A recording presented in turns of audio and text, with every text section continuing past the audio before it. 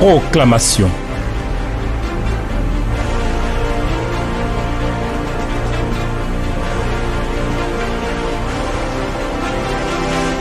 Mon Dieu, tu ne nous abandonnes pas. Tu es pour nous un Père plein de grâce et de miséricorde. Et ta bonté est sans limite. C'est pourquoi nous nous tenons en ta présence pour t'invoquer et pour implorer ta grâce. Merci Seigneur, parce que tu demeures avec nous et tu nous conduis toi-même. Nous sommes là à cette heure de proclamation pour marcher dans le chemin du retour à l'Éternel. Merci pour ton esprit qui est avec nous pour nous instruire, pour nous éclairer, pour nous aider, pour que nos vies t'honorent et te glorifient en tout point, afin que nous soyons dans une victoire totale face à nos ennemis. C'est au nom de Jésus que nous t'avons prié. Amen.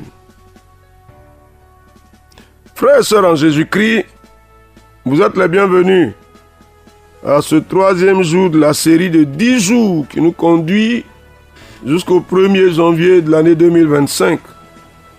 Donc aujourd'hui, on va 10 jours J-8, puisque le cap c'est le 1er janvier, les 9 derniers jours de cette année 2025 et le 1er jour de l'année, les 5 derniers jours de l'année 2024 et le 1er jour de l'année 2025. Mais en plus, aujourd'hui, c'est mercredi 25, c'est jour de jeûne pour retour à l'Éternel. Et aujourd'hui, nous allons aborder le même thème de retour à l'Éternel, le 3e point. Le 3e point, et aujourd'hui, nous allons crier à l'Éternel pour qu'il nous sauve. On dit crier à l'Éternel pour qu'il nous sauve. Nous lisons, Joël chapitre 2, verset 14. Publiez un jeûne, une convocation solennelle. Assemblez les vieillards, tous les habitants du pays, dans la maison de l'Éternel votre Dieu, et criez à l'Éternel. Chapitre 2, Joël toujours chapitre 2, versets 12 à 17. Maintenant encore dit l'Éternel, revenez à moi de tout votre cœur, avec des jeûnes, avec des pleurs et des lamentations. Déchirez vos cœurs et non vos vêtements, et revenez à l'Éternel votre Dieu, car il est compatissant et miséricordieux, lent à la colère et riche en bonté. Et il se répand des maux qu'il envoie.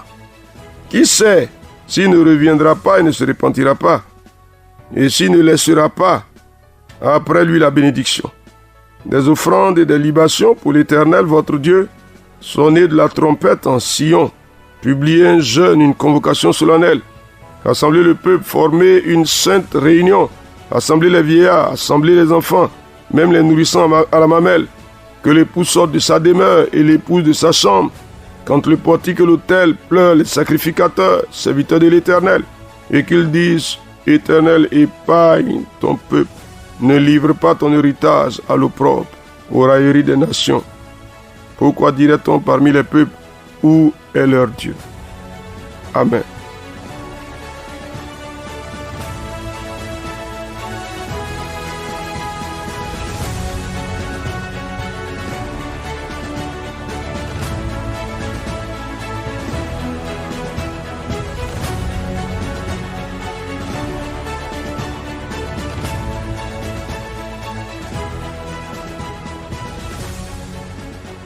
Retour à l'Éternel, et le sous-thème aujourd'hui, c'est crier à l'Éternel pour qu'il nous sauve. Alors écoute ce qu'il dit. Il dit qu'il sait s'il ne reviendra pas et ne se repentira pas, et s'il ne laissera pas après lui la bénédiction. Il dit sonner de la trompette en Sion. Tu peux le dire avec moi? Seigneur, nous revenons à toi de tout notre cœur. Reviens de l'ardeur de ta colère à notre égard. Ah, il faut le dire, Éternel, Éternel. Éternel, Éternel, reviens, reviens mon Dieu. Reviens mon Dieu, reviens mon Dieu, de l'ardeur de ta colère à notre égard. Ce qui de nous t'a offensé, fais-nous grâce. Et reviens de l'ardeur de ta colère, Seigneur. Vas-y, vas-y, vas-y. Ô Père, nous crions à toi. Père, nous implorons ta clémence. Reviens, reviens. Vas-y. Tu nous sondes et tu nous connais. Tu connais nos fautes devant toi. Qu'est-ce que tu dis? Reviens, reviens de l'ardeur de ta colère. Reviens, Seigneur. Reviens, notre Dieu, sauve-nous. Nous t'invoquons. Cher ami, qu'est-ce que tu dis? Seigneur, que nos ennemis ne triomphent pas de nous à cause de nos transgressions, à cause de ce qui nous rend coupables. Il faut crier à l'Éternel. Nous ramenons à toi nos cœurs, notre Dieu. Nous ramenons à toi nos cœurs, notre Dieu. Fais-nous grâce, a dit quelque chose, que nos ennemis ne triomphent pas de nous à cause de nos transgressions. Ah, Seigneur. Cher frère, dis quelque chose, chère sœur. Seigneur, que les ennemis ne triomphent pas de ma maison à cause de ce qui nous rend coupables à tes yeux. Sauve-nous, Seigneur. Reviens, reviens, notre Dieu. Cher ami, nous tenons devant le Seigneur pour implorer sa grâce. Oh Dieu, nous te confessons nos péchés. Nous reconnaissons nos transgressions et nous implorons ta clémence. Épargne ton peuple. Qu'est-ce que tu dis? Peut-être souvent on ne voit pas, mais il y a des choses qui sont des défaites provoquées par notre faiblesse face à l'ennemi lorsque nous nous sommes rendus coupables devant Dieu. Comme Dieu c'est un Dieu de justice, si nous avons péché par exemple, et que le péché là, nous n'avons pas réglé son problème avec Dieu, comme nous le dit 1 Jean chapitre 1, si vous confessez vos péchés, il est fidèle et juste pour vous les pardonner. Si, et donc si vous ne confessez pas, ou bien si vous n'avez pas vu, comme le dit le psalmiste, pardonne-moi les fautes que je ne connais pas. Parce qu'un péché qu'on n'a pas confessé, ou bien la situation d'un péché qu'on n'a pas réglé, ne peut pas nous poser problème. C'est pourquoi je veux que tu dises à l'Éternel, ne laisse pas notre culpabilité être la source de notre défaite face à l'ennemi. Sauve-nous. Épargne ton peuple. Ne livre pas ton héritage à l'opprobre, à l'humiliation. Vas-y, cher ami. Vous savez, il y a des choses avec lesquelles on s'est souvent amusé, hein? Mais le diable, il ne s'amuse pas là-dessus. Quand il faut nous cribler, il nous crible. Quand on est coupable, c'est dangereux. Mais regardez Job, par exemple, de qui Dieu rend témoignage. Mais regardez ce que le diable a voulu faire de lui. Si Job n'était pas un homme de sanctification, c'était terrible. Alors, est-ce que nous nous sommes souillés, nous avons souillé notre vie par des choses que Dieu n'aime pas, mais auxquelles on a pris plaisir? Est-ce qu'on peut renoncer à ça? S'il te plaît, est-ce qu'on peut renoncer à ça? Le problème du Seigneur, ce n'est pas que nous ayons commis le péché, mais c'est que nous n'acceptions pas de revenir, ou bien que nous fassions du péché quelque chose de normal.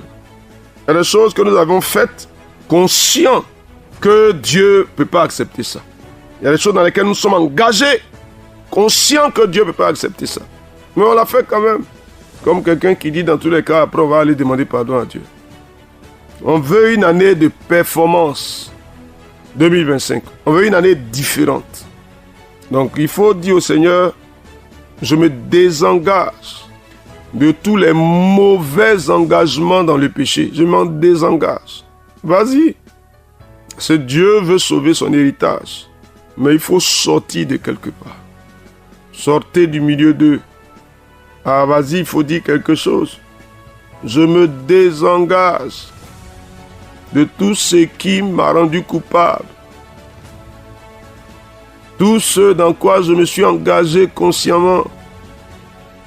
Je me désengage au nom de Jésus-Christ. Je me désengage.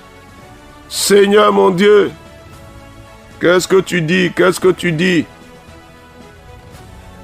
Ah, je me ramène à toi, Seigneur. Et je ramène à toi ma maison, Seigneur. Il y a des choses qu'on a établies dans nos maisons qui sont devenues des choses normales alors que nous savons que ces choses-là agissent comme des fossoyeurs pour détruire nos maisons.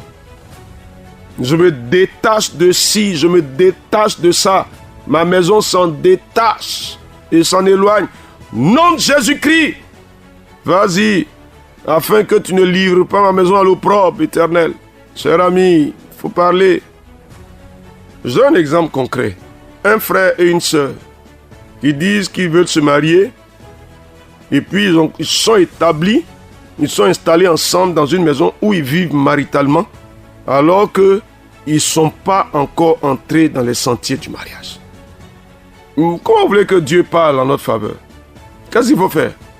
Il faut avoir la force de se désengager, de se séparer pour faire les choses de façon conforme. Je donne encore un exemple. Quelqu'un qui dans une structure gère le département financier, dans une société privée ou dans l'église et tout ça. Et il a pris l'habitude de détourner de l'argent, on ne sait pas. Mais il s'est établi dedans, il s'est devenu maintenant lui-même son argent avec quoi il vit. Mais je donne encore un autre exemple. Quelqu'un qui a un poste de responsabilité quelque part, ou dans un travail quelque part, où il a intégré la corruption, les dessous de table, comme quelque chose qui apporte un complément financier pour lui. Et c'est devenu normal. On ne peut pas continuer dans ça. Je donne un dernier exemple. Quelqu'un qui est marié, il le sait, mais il s'est attaché à une jeune femme avec laquelle il a des relations coupables. Et il s'est attaché à ça. La jeune dame aussi s'est attachée à ça. On revient ou bien on continue? On renonce à ça ou bien on continue là-dedans? Dis au Seigneur, sauve-moi de l'opprobre. L'opprobre, c'est une grande humiliation. On doit arrêter ça, Seigneur. Nous voulons nous en séparer, nous voulons nous en éloigner. Nous voulons nous détourner, Seigneur. Ah, Dieu des cieux, sauve-nous, Seigneur.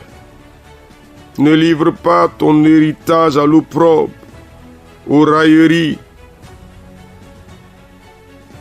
Ne laisse pas ta présence auprès de nous être mise en doute. Béni sois-tu, Éternel. Ah, Dieu des cieux, pour la grâce que tu nous donnes de réviser nos sentiers. Béni sois-tu. Toi dont la bonté est infiniment grande.